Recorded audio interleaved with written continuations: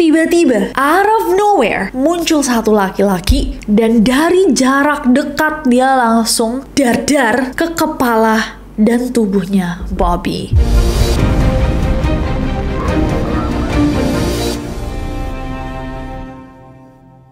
Kemarin pas collab sama MLI, Kak Coki Pardede sempat ngomong bahwa biasanya presiden-presiden yang ingin merubah atau membawa perubahan besar itu nasibnya berakhir tragis. Sama yang kita akan omongin di video kali ini. Hey guys, it's Nasi and welcome back. Kalau kalian belum subscribe ke channel ini, jangan lupa klik tombol subscribe-nya, terutama untuk kalian yang suka sejarah. Tapi kayak sejarah yang serem-serem banyak.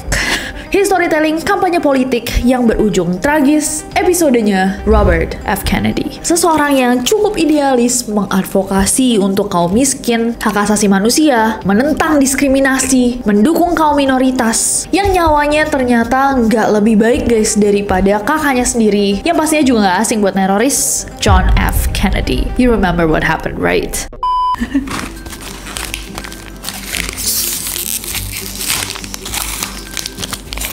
ASMR. Wow, pedes ya? Pas aku kecil nggak pedes. I haven't had this in like 10 years. Enak banget ya? Beneran ini enak banget. Cuma enak banget. I forgot how good momogi is. Bentar. Tan, momoginya enak banget. Nggak kedengeran ya?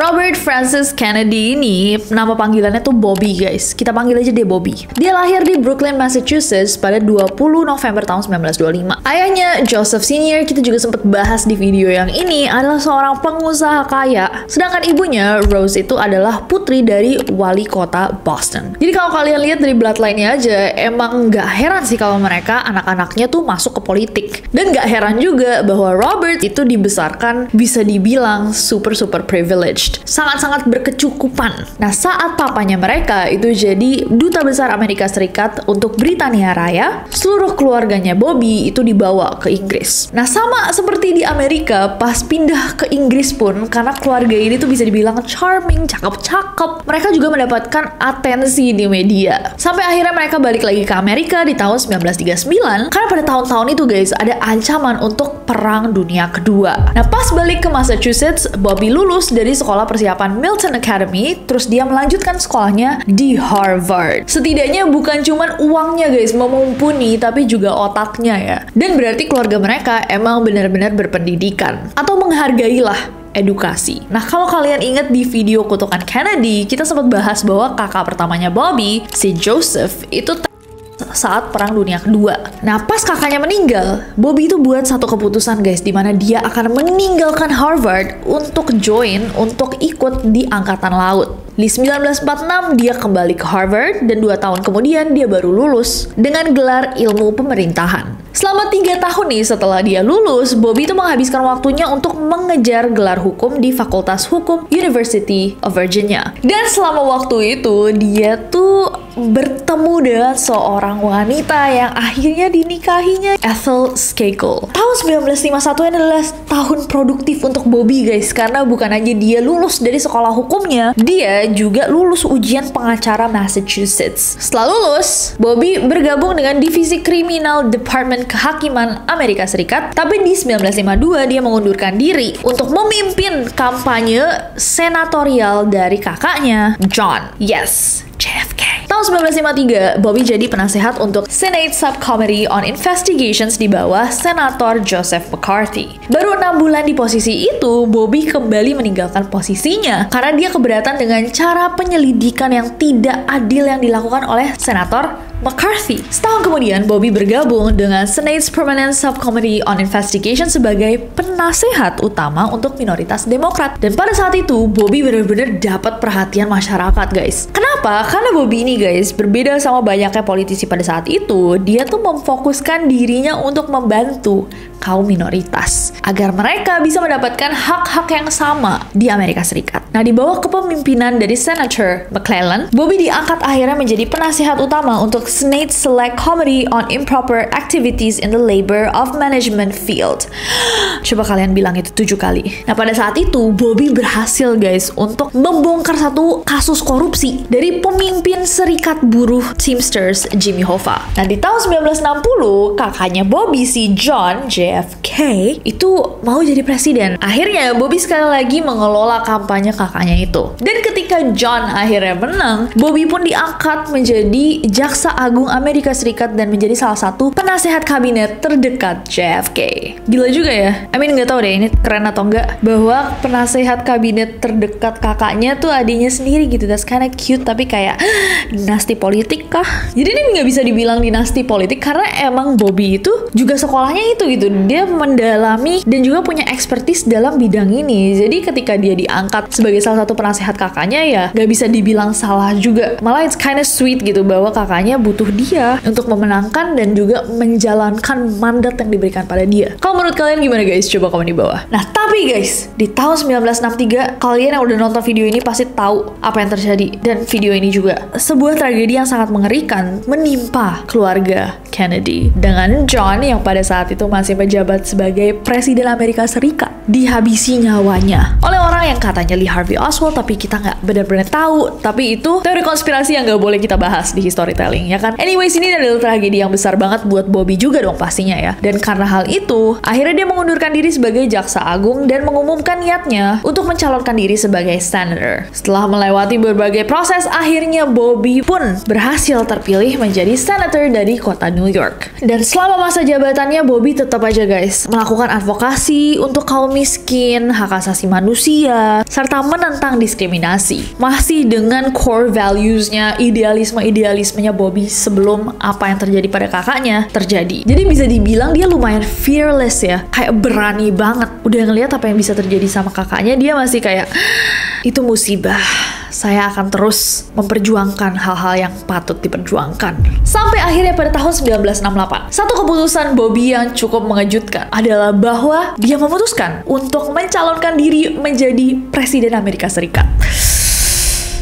Nah, sebelum bertanding di general election, tiap partai di berbagai daerah itu pertama harus melakukan pemungutan suara untuk memilih calon dari beberapa kandidat yang akan diusung nih untuk general electionnya. Nah, sebelum dia masuk ke general election, jadi caranya tuh mereka, semua partai yang ada di Amerika Serikat akan memilih satu calon untuk dimajukan gitu, dicalonkan, didukung bersama dari kandidat-kandidat yang ada di partai tersebut. Nah, pada saat itu, Partai Demokrat itu ada 3 kandidat, Hubert Humphrey, Eugene McCarthy, sama Robert Kennedy, Bobby. Nah, pada saat itu Bobby ini dilihat sama partainya kayaknya dia menjanjikan deh. Dan saingan terberatnya itu malah Eugene McCarthy, seorang senator dari Minnesota yang anti perang. Jadi dari 3 kandidat yang kepilih Bobby guys. Setelah kepilih nih, keesokan harinya Bobby tuh bermain sama anak-anaknya di pantai sebelum akhirnya dibawa ke sebuah suite di Hotel Ambassador di Los Angeles untuk menunggu hasil akhir dari pemilihannya. Di tengah malam diumumkanlah bahwa Bobby menang pemilihan partainya. Untuk merayakan kemenangannya, Bobby kemudian turun ke ruang balai hotel untuk ngomong sama kerumunan pendukung yang udah datang untuk kayak congratulate dia, untuk menyelamati dia bahwa dia menang pemilihan partainya. Thank you very much. Thank you very much.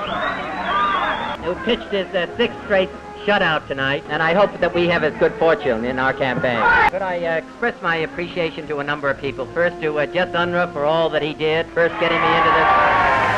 Express my appreciation to him for his friendship and his help during this campaign, and for his continued perseverance and his effort, and for all of those who have been associated with him. I'll always be very grateful. I think is quite clear is that we can work together in the last analysis, and that what has been going on within the United States over the period of the last 3 years, the divisions, the violence, the disenchantment with our society, the divisions whether it's between blacks and whites, between the poor and the more affluent, or between age groups, or on the war in Vietnam, that we can start to work together. We are a great country, and a selfish country, and a compassionate country. And I intend to make that my basis for running and over the period of the next year. Setelah menyampaikan satu patah dua patah kata, dia akhirnya meninggalkan kan kayak podiumnya. Habis itu dia nggak podium juga sih, tapi di depan orang-orang gitu. Dia jalan nih masuk ke sebuah lorong yang ramai karena dia tuh mau nyalamin orang-orang yang udah datang mendukung dia, guys. Bahkan staff-staff hotel tuh semua sama dia disalam-salamin. Tiba-tiba, out of nowhere, muncul satu laki-laki bawa pistol .22 caliber, dan dari jarak dekat dia langsung dar-dar ke kepala dan tubuhnya Bobby. Dari kejadian ini, 5 orang di sekitar Bobby terluka, dan Bobby sendiri 1 hari kemudian dinyatakan meninggal dunia. Is there a doctor? Is there everybody please?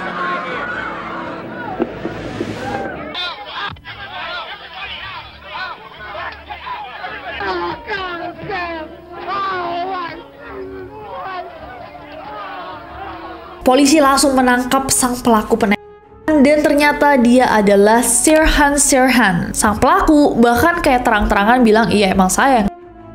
I sincerely regret my actions for that. I was young, I was immature, I was wild. I really didn't have the ability to sit back and reflect on it as just one speech. And now, of course, I realize that, and I wish that I could reverse all my actions concerning Robert Kennedy.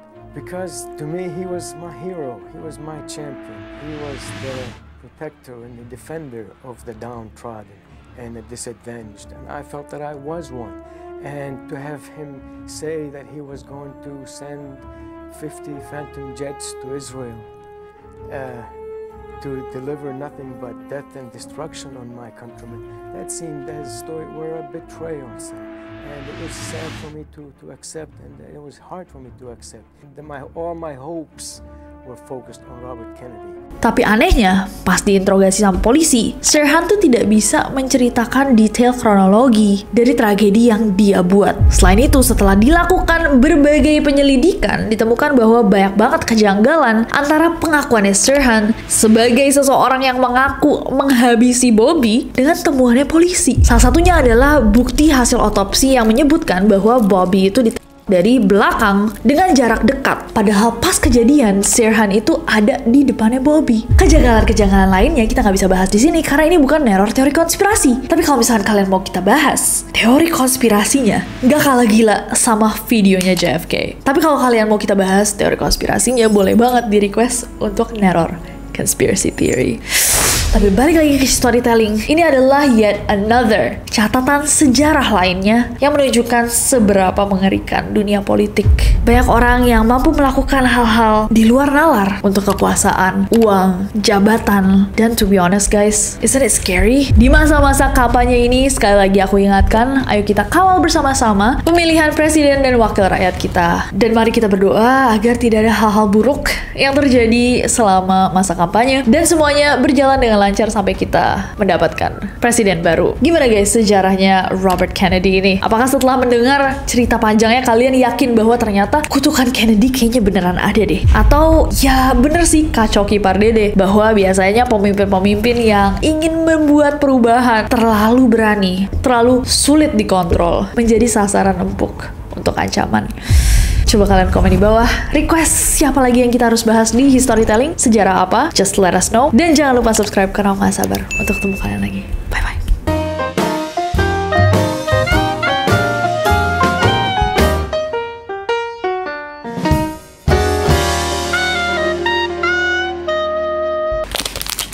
Kita jadi review momogi. Ini yang truffle. Iya, yang tadi udah habis, yang tadi bener-bener aku habisin. Kamu yang truffle juga? Ayo kita cheers. Cheers, cheers.